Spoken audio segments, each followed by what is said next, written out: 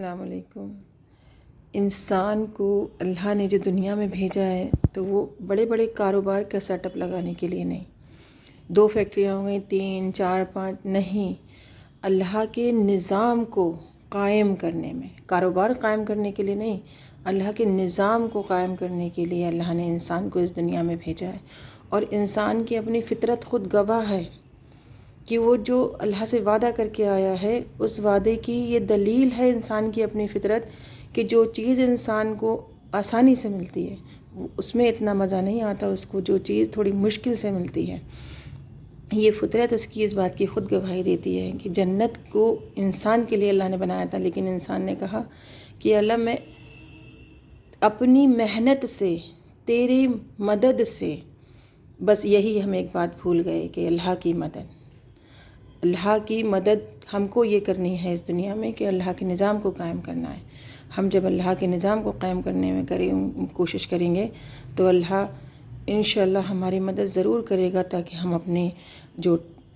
اللہ سے جو ٹاسک لے کر کے آئے ہیں اس میں ہم پورے کامیاب ہو کر کے دنیا سے واپس جا سکیں، اور آخرت میں جو نعمت کا گھر ہے وہ اللہ سے انعام میں اپنے حاصل کر سکیں۔ اللہ ہم کو اپنی رحمت سے اپنے انعام سے نوازے گا انشاءاللہ۔ اللہ انسان کی فطرت کو جانتا ہے، اسی لیے قرآن مجید میں اللہ نے انسان کی فطرت کو بار بار بیان کیا ہے، اور بار بار اللہ نے دلیلیں بھی دی ہیں کہ دیکھو اس طرح سے تم کو شیطان بہکائے گا۔ انسان نے خود ہی اس مشکل کو قبول کیا ہے کہ یا اللہ مجھے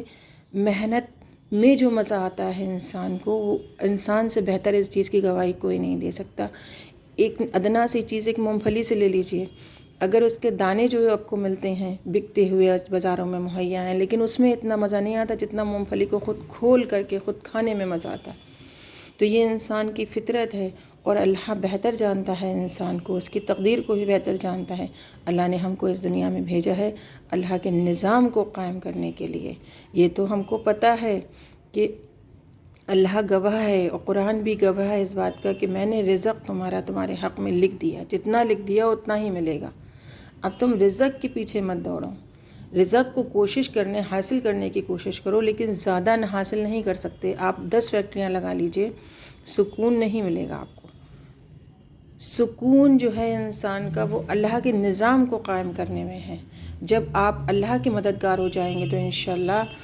سورہ کہف بھی ہم کو اسی بات کی دلیل دیتی ہے، اور یہی ہم کو بتاتی ہے کہ اگر آپ اپنی پوری ایمانداری کے ساتھ اللہ کے نظام کو قائم کرنے میں اور ایمان والے اور نیک انسان بن جائیں گے، آپ اس دنیا میں ہوں یا نہ ہوں، آپ کی اولاد کی ذمہ داری، آپ کے مال جو ہے آپ کی اولاد تک پہنچانا وہ اللہ کی ذمہ داری ہے۔ اور اسی کام کے لیے اللہ نے سورہ کہف میں ہم کو اگزامپل دیا ہے، بتایا ہے کہ دیکھو میں نے موسیٰ کو 2 نبی بھیجے کہ نیک انسان ہے تو اس کی اولاد تک اس کا مال کس طرح پہنچے گا، اس سب کے ذریعے بنانے کے لیے سب کے اسباب بنانا، سب کے اسباب مہیا کرنا، یہ اللہ کی ذمہ داری ہے۔ ہمارا کام ہے صرف اور صرف اللہ کے نظام کو قائم کرنا، اللہ کے نظام کے قائم کرنے میں جد و جہد اپنی کوشش کرنا۔ قائم تو نہیں کر سکتے، واللہ عالم، اللہ جس طرح سے چاہے گا قائم کرے گا، لیکن ہم کو کوشش کرنی ہے، جد و جہد کرنی ہے۔ اسی جد و جہد کو ہی نام زندگی ہے، اور زندگی کا جو انسان کو جو پورا کا پورا دار و مدار اپنی زندگی کا آخرت کے اوپر رکھنا چاہیے کہ ہم کو آخرت میں اللہ زیادہ سے زیادہ کامیاب کرے۔ اللہ سے خود دعا کیجئے کہ ولا حول ولا قوت الا باللہ العلی العظیم، یا اللہ میرے جسم میں کوئی طاقت نہیں ہے کہ میں اپنے آپ کو گناہوں سے روک سکوں، اور میرے جسم میں کوئی طاقت نہیں ہے کہ میں نیک عمل کر سکوں۔ یا اللہ گناہوں سے بچنے کی توفیق اور نیک عمل کرنے کی توفیق سب تیری ہی مدد سے حاصل ہے۔